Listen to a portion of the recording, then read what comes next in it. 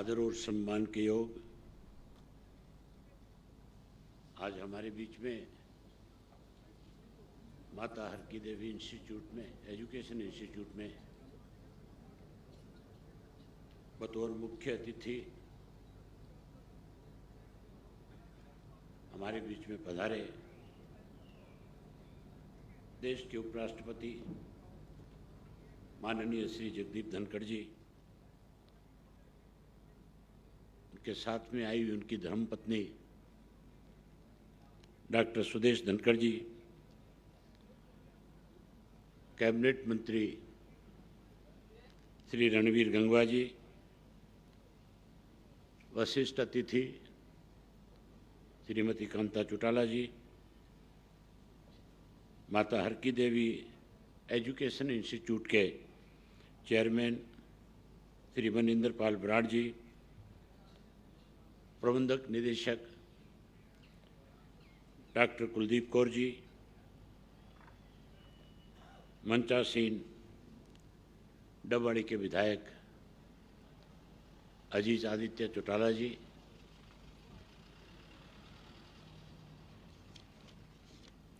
आज का यह अवसर हम सभी के लिए अत्यंत महत्वपूर्ण और ऐतिहासिक है, क्योंकि हमारे बीच में भारत के उपराष्ट्रपति माननीय श्री जगदीप धनखड़ जी अपनी धर्मपत्नी डॉक्टर सुदेश धनखड़ जी के साथ पधारे हैं। मैं माता हर की देवी शिक्षण संस्थान परिवार की तरफ से आपका हृदय से स्वागत और अभिनंदन करता हूं। श्री धनखड़ जी न केवल एक प्रखर विधि वेता है, बल्कि लोकतंत्र मूल्य और संवैधानिक आदर्शों के सशक्त प्रहरी भी है। इनका जन्म राजस्थान के झुंझुनू जिले के एक छोटे से गांव पिठाना में 18 मई 1951 को हुआ। इनकी प्राथमिक शिक्षा जो थी वो गांव की थी, और उसके बाद स्कूल की जो शिक्षा थी वो इन्होंने सैनिक स्कूल चित्तौड़गढ़ में पूरी करी, और उसके बाद स्नातक की जो शिक्षा थी वो राजस्थान के विश्वविद्यालय में, और उसके बाद जयपुर विश्वविद्यालय में इन्होंने कानून की डिग्री प्राप्त करके हाई कोर्ट और सुप्रीम कोर्ट में अपनी वकालत शुरू करी। उसके बाद स्वर्गीय चौधरी देवीलाल जी के देश के अंदर लोकतंत्र को कैसे बचाया जाए उसमें अपनी एक बड़ी भूमिका निभाने के लिए चौधरी देवीलाल जी के साथ मिलकर के अपना राजनीतिक जीवन 1989 में शुरू किया, और चौधरी ओम प्रकाश, स्वर्गीय चौधरी ओम प्रकाश चौटाला जी के साथ इन्होंने देश में बड़ी परिवर्तन करने में बड़ी भूमिका निभाने का काम किया था। 2019 में पश्चिम बंगाल के राज्यपाल बने।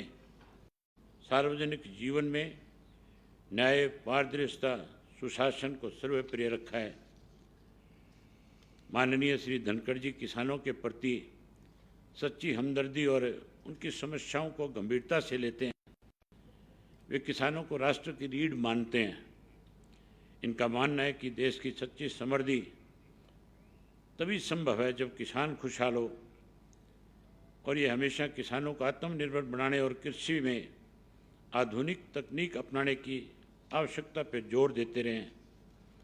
इन्होंने विभिन्न कृषि विश्वविद्यालयों में जाकर के छात्रों और शिक्षकों में चर्चा की और बताया कि किसान को सही ज्ञान, आधुनिक साधन और सरकारी सहायता से मिले तो वह पूरी दुनिया के लिए उदाहरण बन सकता है। आज हमारे बीच में बहुमुखी प्रतिमा की धनी उच्च शिक्षित समाज सेविका के रूप में डॉक्टर सुदेश जी धनखड़, श्री धनखड़ जी की धर्मपत्नी पधारी हैं, जो कि हमारे समाज में अपना अहम योगदान देती है। बालिका शिक्षाओं को बढ़ावा देने के लिए हर संभव प्रयास करती हैं। इन्होंने बनस्थली विद्यापीठ जयपुर से उच्च शिक्षा व पीएचडी की उपाधि प्राप्त की। आज इनका आगमन हमारी बेटियों के लिए प्रेरणा स्रोत है। इनका मैं यहाँ पहुँचने पर दिल से धन्यवाद ज्ञापित करता हूँ। माननीय उपराष्ट्रपति महोदय जी को बताना चाहता हूँ कि ये इलाका शिक्षा के क्षेत्र में बहुत पिछड़ा हुआ था।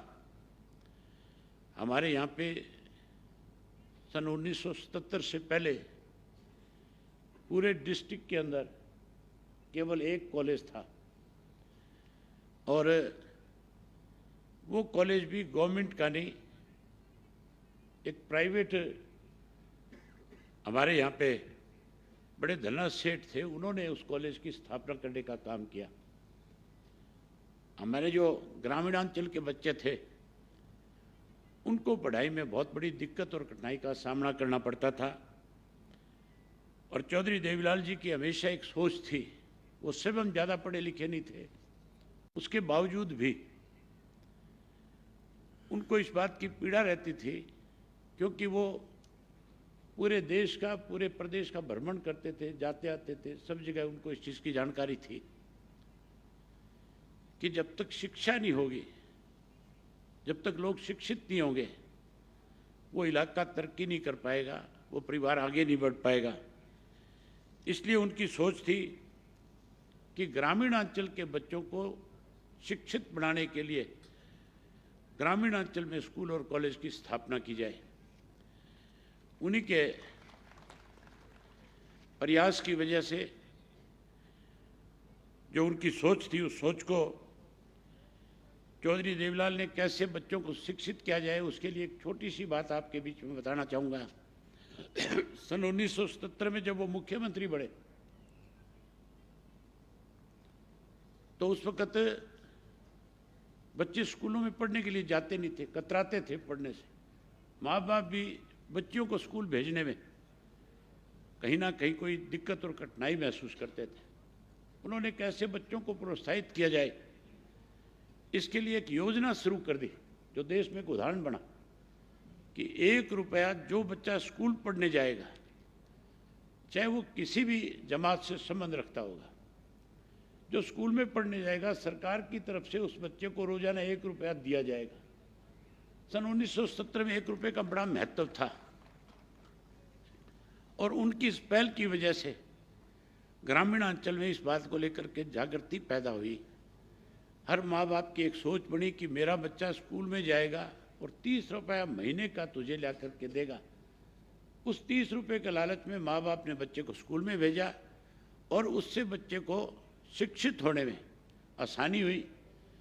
उसी को आगे चौधरी ओम प्रकाश चौटाला जी ने इस इलाके में बढ़ाने का काम किया, जहाँ 2004 में इस माता हर की देवी इंस्टीट्यूट को उन्होंने नींव पत्थर रखा और उसके बाद 1 साल में इसको पूरा करा करके यहाँ की जो बच्चे हैं उनको पढ़ाई में दिक्कत ना आए, उसके लिए इसकी शुरुआत करने का काम किया। वहीं सरसा के अंदर जननायक चौधरी देवीलाल जी के नाम से भी एक शिक्षण संस्थान खड़ा करने का काम किया। यूनिवर्सिटी बनाई, यूनिवर्सिटी के साथ साथ इंजीनियरिंग कॉलेज बनाया ताकि इस इलाके के बच्चे भी आगे बढ़ सकें। हमारे यहाँ तो पहले केवल एक इंस्टीट्यूट हुआ करता था, स्वामी केशवानंद जी ने बनाया था संगरिया में।